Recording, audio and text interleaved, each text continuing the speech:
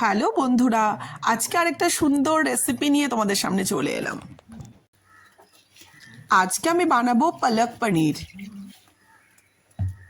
পালক পনির বানানোর জন্য আগের থেকে আমি পালং শাকটাকে ভালো করে ধুয়ে রেখেছিলাম। আর আমি কড়াইতে গরম জল করলাম, গরম জল করে তাতে পালং শাকগুলো দিয়ে দিলাম। আর গরম জলে একটুখানি চিনি দিয়ে দিয়েছিলাম, যাতে এই যে দেখতে পাচ্ছ গ্রিন কালারটা যাতে ঠিক থাকে, তার জন্য আমি একটু দিয়েছিলাম, আর যাতে সফট হয়।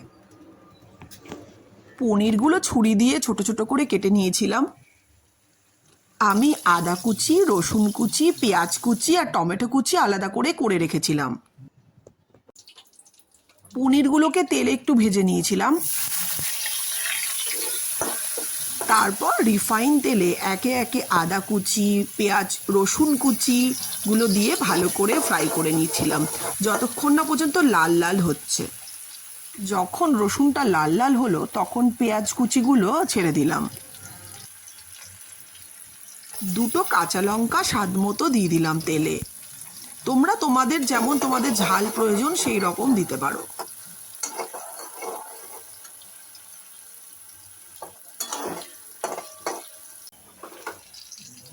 এবার পেঁয়াজ কুচিগুলোকে সুন্দর করে ভাজছিলাম যতক্ষণ না পর্যন্ত লাল লাল হচ্ছে।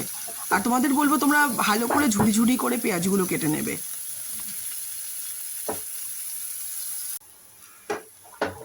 যখন সুন্দর করে ভাজা হয়ে গিয়েছিল তখন টমেটোটা ভালো করে মিশিয়ে নিয়েছিলাম।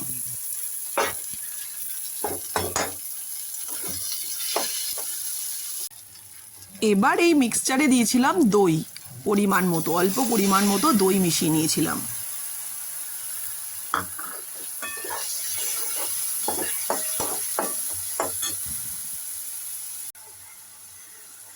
এবার হলুদ গুঁড়ো আর নুন পরিমাণ মতো দিয়ে দিলাম।